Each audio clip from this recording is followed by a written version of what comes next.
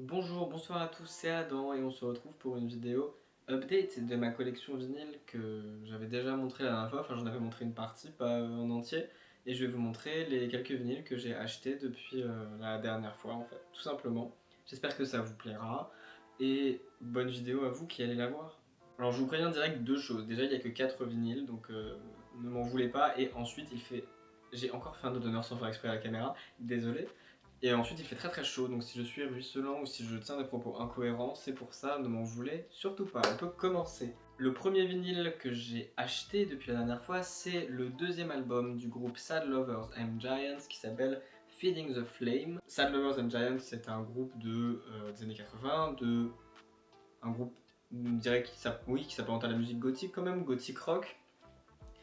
C'est quelque chose que j'avais jamais beaucoup écouté, j'avais déjà entendu quelques chansons dont Imagination qui est sur cet album, mais je m'étais pas trop penché sur ce groupe, j'avoue, mais comme j'aime bien la musique gothique, généralement j'aime presque tout dans ce sous-genre-là, donc je me suis dit que j'aimerais aussi cet album, et effectivement je l'aime beaucoup.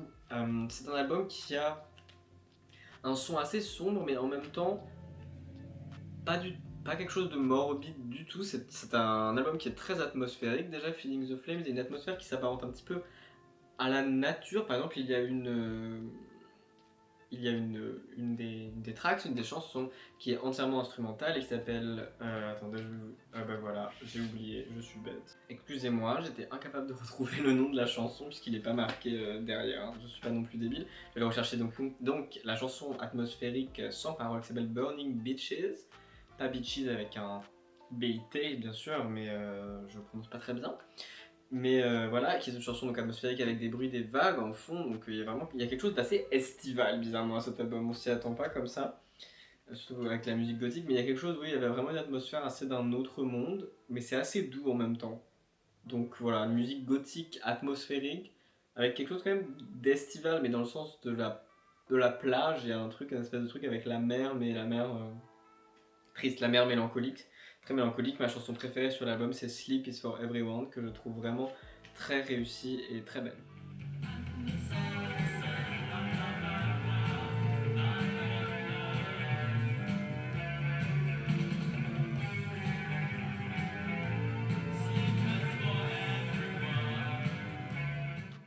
Ensuite, ceux-là je ne les ai pas achetés par hasard, je les ai commandés sur Discogs.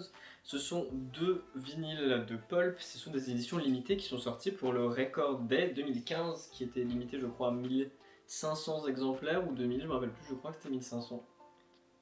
Et donc c'est des éditions spéciales, des rééditions de Pulp, et en plus de la période préférée de Pulp, puisque des choses issues de Freaks, qui était mon album préféré de Pulp, et qui je pense l'est encore un petit peu, même si je suis plus tout à fait sûr. Parmi ces deux que j'ai achetés, il y a donc c'est des maxi 45 tours, hein, je ne l'ai pas dit, c'est des maxi 45 tours.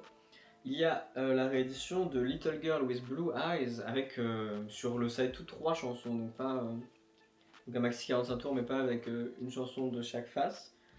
Voilà, j'aime beaucoup le design et en plus ce qui était spécial avec cette réédition, parce qu'en fait ça ce sont les pochettes extérieures, ce sont des choses qui sont sorties quand c'est sorti. L'album Freak c'est 87 si je dis pas des bêtises, et certains des singles ils sont sortis un petit peu avant, oui ça s'est sorti en 1985 de base. Et ce qui change en fait c'est la couleur du vinyle, je vous montrerai à l'extrait qui est là, et bah, il est comme le code graphique, il est noir et doré, c'est très joli. Freak, c'est la période de Pulp où ils étaient les plus sombres, vraiment c'est des musiques inquiétantes on pourrait le dire, particulièrement la chanson titre Little Girl with Blue Eyes, je pourrais vous mettre un insert des paroles mais vous allez voir tout de suite. Mais c'est une chanson que j'aime beaucoup, et sur le side 2 il y a Simultaneous Blue Glow et The Will to Power, j'aime beaucoup Blue Glow et The Will Blue Glow, oui, Blue Glow, et The Will to Power c'est une des seules chansons avec Fairground dans la discographie de Pulp qui n'est pas chantée par Jarvis Cocker mais qui est chantée par Russell Senior, le guitariste. Voilà. Mais c'est vraiment une chanson que j'adore et j'étais très content d'avoir ce vinyle.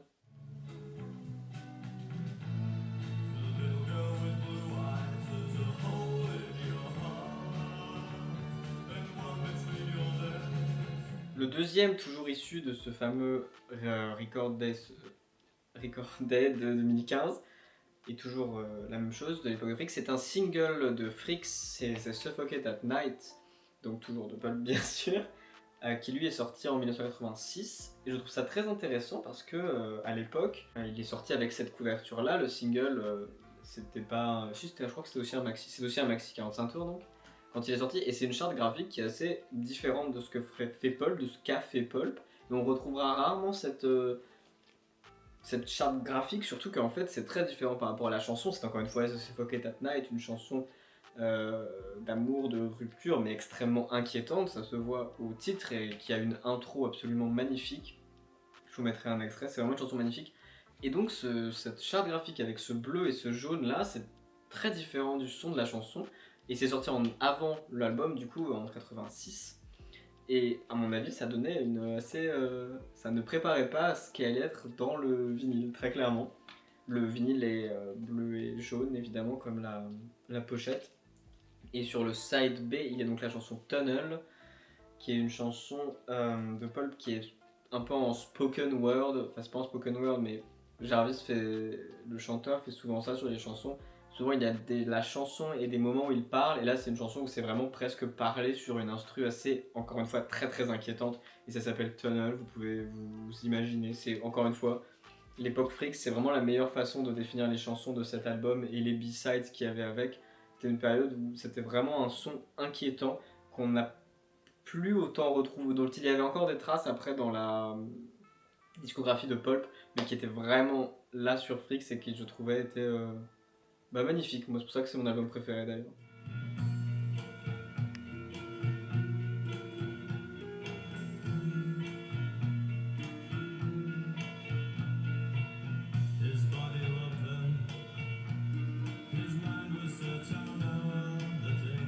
Enfin, dernier vinyle qui est aussi un maxi 45 tours, décidément, qui est, c'est pas un album, mais je sais même pas comment on appelle ça, puisque c'est pas un album, c'est un, je ne sais pas, mais de The Mission. Donc, alors The Mission, je ne le savais pas quand je l'ai acheté, mais c'est un groupe qui est fait avec des membres qui sont partis de Sisters of Mercy, pas partis en bon terme d'ailleurs, je crois, mais voilà, donc vous voyez Sisters of Mercy, c'est de la musique gothique, donc que j'aime beaucoup, et ça sonne exactement comme Sisters of Mercy.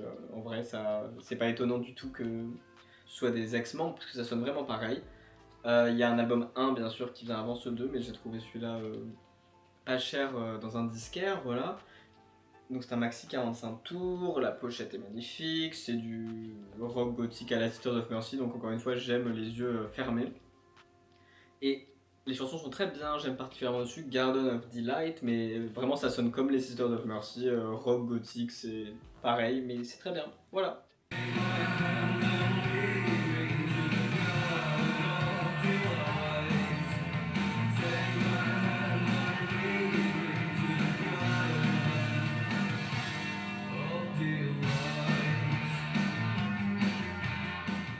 Voilà, c'était un tout petit update vinyle, j'en ai acheté que 4, et je voulais en même temps vous parler d'autre chose. Juste faire une petite discussion entre vous et moi à la fin de cette vidéo pour vous parler juste comme ça de mon rapport et vous interroger sur votre rapport aussi à l'analogue, puisque, excusez-moi, j'écoute des vinyles, j'ai un lecteur CD aussi là, et j'ai des CD, j'ai un lecteur cassette depuis récemment, je pourrais vous faire une vidéo dessus d'ailleurs, et je voulais vous parler un petit peu de pourquoi en fait, à quoi ça sert. Bon déjà de base moi je suis très collectionneur, vous voyez les DVD derrière, tout ça. Mais je trouve aussi que l'objet musical c'est quelque chose de très différent et en fonction de sur quoi on écoute une musique, ça n'est pas du tout la même chose. Par exemple je trouve qu'il y a des albums qui ne fonctionnent pas sur vinyle. Typiquement moi je trouve que les albums de métal ça fonctionne assez mal sur platine, sur tourne-disque, alors que sur un lecteur cassette, je trouve ça très bien, et les lecteurs CD aussi. Et il y a une espèce de nostalgie, mais moi que je n'ai pas, puisque je n'ai pas connu l'époque de ces baladeurs-là, puisque je suis né en 2000, mais ma grande sœur avait un lecteur CD, j'avais trouvé ça super cool. Chez mon grand-père, il y avait un tourne-disque et je trouvais ça aussi super cool, donc c'est quelque chose qui est assez sentimental, et je trouve que c'est un moyen justement sentimental d'écouter de la musique quand on a un rapport fort avec ça et qu'on aime ça. Puisque une musique sur Spotify, il y a quelque chose d'assez froid, d'assez détaché, même beaucoup plus, et c'est pas qu'une question de numérique, parce que je trouvais qu'encore une fois, un MP4, il y avait quelque chose de plus personnel, parce que c'est un objet à musique, ça ne sert qu'à la musique. Alors comme sur un téléphone, les applications de musique ou même les musiques téléchargées, je suis pas du tout contre Spotify, j'ai un Spotify et j'écoute la majorité de ma musique dessus. Mais j'aimerais bien m'acheter un MP3 par exemple parce que je trouve que l'objet désigné pour écouter de la musique, ça fait qu'on a un rapport plus fort avec les chansons et ça devient quelque chose de beaucoup plus sentimental et de beaucoup plus personnel, j'ai l'impression. Et en plus, je sais pas, il y a quelque chose de...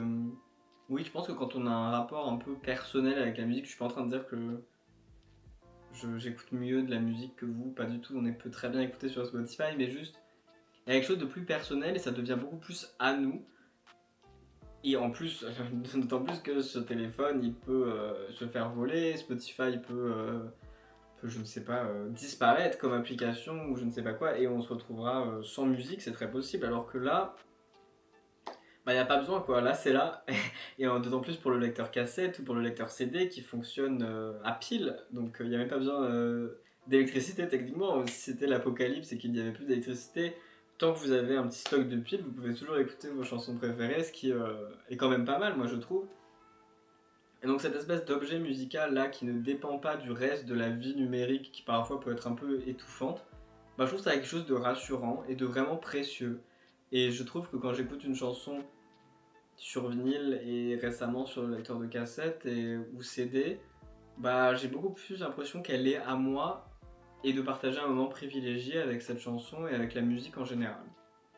Voilà, je pourrais vous faire une vidéo d'ailleurs sur ma collection de cassettes que je commence, qui n'est pas en rapport avec Stranger Things. Je veux des cassettes et un lecteur cassette depuis hyper longtemps, 3-4 ans, mais j'avais juste pas eu l'occasion d'en acheter un et d'en trouver un. Donc ne me dites pas c'est pour faire comme dans Stranger Things parce que ça l'est pas. Attention, je vous regarde. Mais voilà, je voulais juste parler de ça et vous demander à vous, parce que ça m'intéresse vraiment, quel est votre rapport à l'analogue si vous collectionnez des vinyles, des CD ou des choses comme ça. Bah, pour- pourquoi, quelles sont vos raisons, pourquoi vous trouvez ça bien. Parfois ça peut être vraiment par nostalgie puisque vous avez connu l'époque de ça, mais pour ceux par exemple qui collectionnent et qui n'ont pas connu cette époque-là, et ceux que ça n'intéresse pas du tout d'avoir la musique en physique comme ça, pourquoi aussi, et puis voilà. Qu'est-ce que vous pensez des applications type Spotify au niveau du rapport à la musique et de la relation que ça fait avec la musique? Voilà, c'est tout. Je voulais juste vous parler un petit peu à la fin pour pas que vous montrez mécaniquement les albums, et puis parce que ça m'intéresse en général. Voilà, bah j'espère que cette vidéo vous a plu. Elle était un peu courte, mais j'espère que c'était pas non plus ennuyant ou quelque chose comme ça. Je vais à nouveau pas faire de vidéo pendant 2 semaines parce que je repars à droite, à gauche, et après je reviendrai avec des vidéos, je pense cinéma, je le dis, je fais ma parole cinéma, horreur, tout ça. Parce que j'en ai encore pas beaucoup parlé, ça m'embête un petit peu, mais aussi des vidéos musique, ne vous inquiétez pas, vinyle, cassette, CD, j'ai vraiment beaucoup de choses sur lesquelles parler, c'est l'avantage d'aimer beaucoup de choses. Je suppose que si vous aimez beaucoup de choses, vous savez de quoi je veux parler. Voilà, je vous souhaite un très bon début de mois d'août et abonnez-vous, mettez un like et puis bien sûr commentez, comme je vous ai dit, ça m'intéresse vraiment d'avoir votre avis sur la petite discussion de la fin. Voilà, à la prochaine!